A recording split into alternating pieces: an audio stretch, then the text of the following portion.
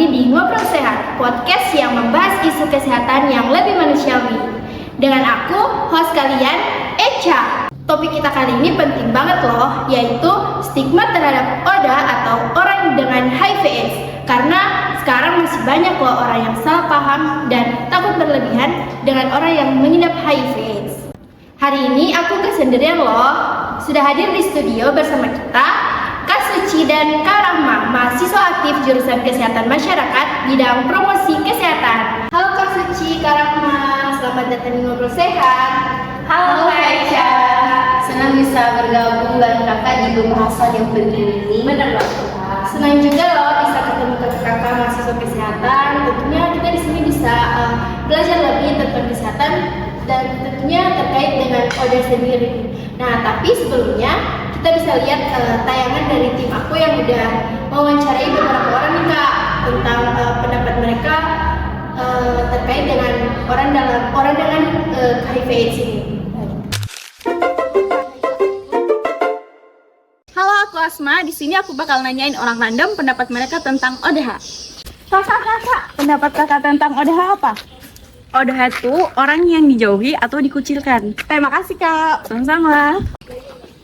Kak, mau nanya dong pendapat kakak tentang ODH itu apa? Menurut aku ODH itu orang yang kotor karena dapat menular ke orang lain. Oh, makasih Kak. Kak, tunggu Kak, aku boleh nanya nggak? Iya, boleh Kak.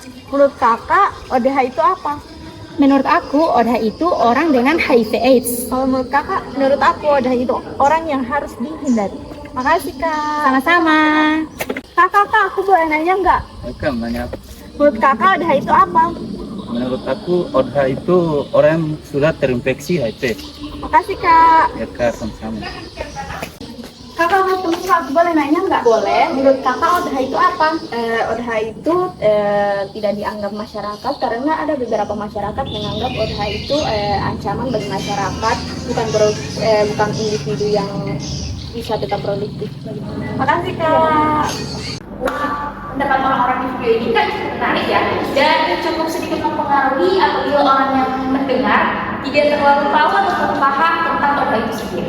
Nah, benar banget Kak Suci. Tapi tenang Sobat Sehat, di sini kita akan membahas secara menyeluruh agar bisa meluruskan stigma negatif yang ada di masyarakat terhadap orang dengan HIV/AIDS.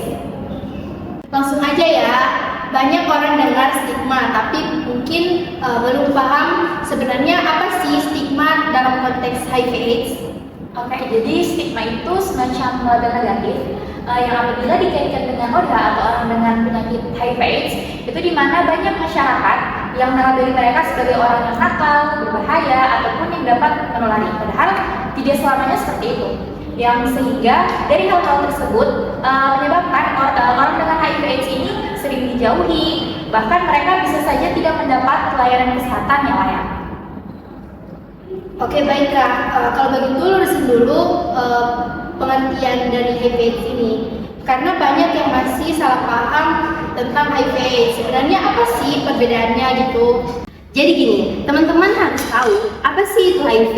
Jadi HIV adalah virus yang menyerang sistem kekebalan tubuh. Kalau nggak diobati bisa berkembang menjadi AIDS, yaitu kondisi di mana imun tubuh menjadi sangat lemah. Tapi karena adanya pengobatan ARV, HIV ini bisa dikendalikan dan orang dengan HIV/AIDS bisa tetap hidup sehat.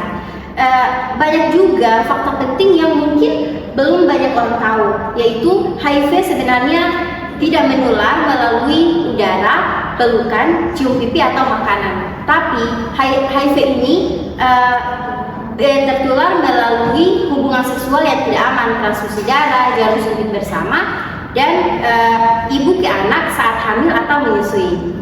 Nah, ini katanya Kak Suci sama Kak Rahma pernah ya dapetin ODA. Stigma seperti apa sih yang masih mereka alami? Banyak banget Kak. Ada yang dijauh teman, dipecat dari kerjaan, bahkan ditolak di rumah sakit. Mereka ini dipandang seolah kotor atau berbahaya. Padahal itu semua cuma mitos. Betul banget Kak. Di sini aku pernah dapat ini ibu rumah tangga, dan beliau ini tertular dari suaminya. Dan ketika tetangga tahu, mereka ini dijauhi. Bahkan anaknya dikucilkan di sekolah. Padahal mereka nggak salah. Karena HIV ini tidak dapat tertular dari sentuhan ataupun karena tinggal sebentar. Sedih banget ya dengarnya, tapi sayangnya kejadian kayak gitu masih sering ya Kak. Iya kak, benar banget. Itu karena orang-orang belum paham dengan cara penularan HIV ini.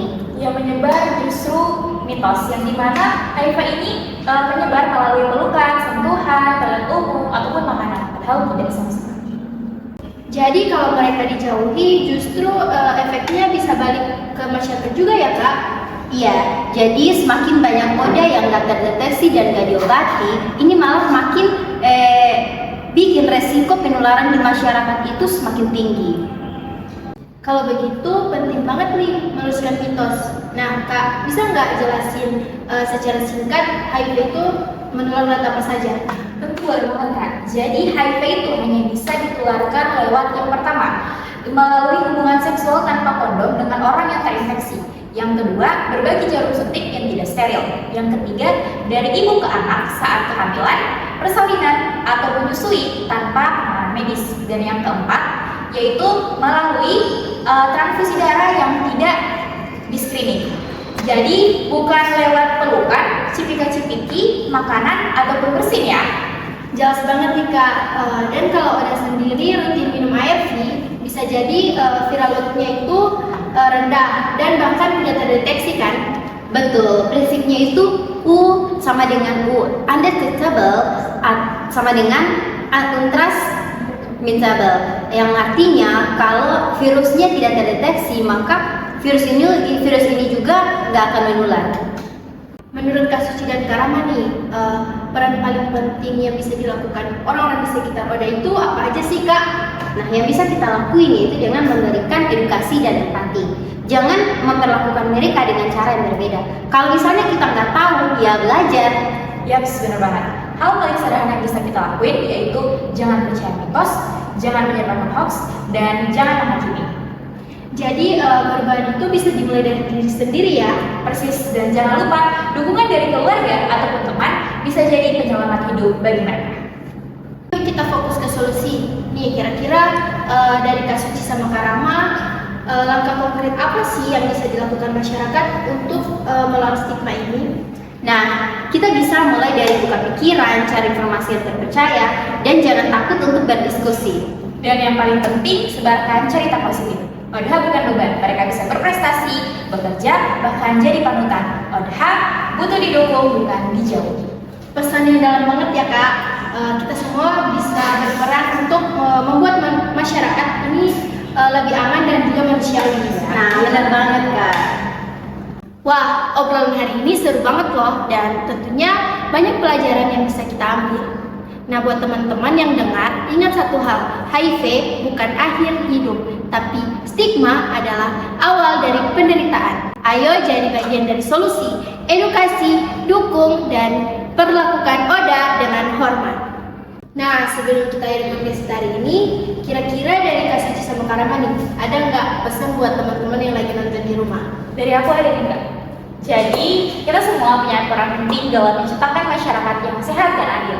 Semoga makin banyak hati yang terbuka dan stigma bisa perlahan hilang. Nah, pesan dari aku, jangan tunggu jadi korban untuk mulai peduli. Tapi ayo sama-sama kita bisa menjadi teman yang bisa diandalkan. Ingat, yang lebih berbahaya dari virusnya adalah stigma. Yuk, kita mulai dari diri sendiri. Nah, terima kasih buat Kak Suci dan Kak Rama atas waktunya. Sampai jumpa di Ngobrol Sehat selanjutnya. Terakhir banget nih, Kak Suci dan Kak Rama, aku punya slogan.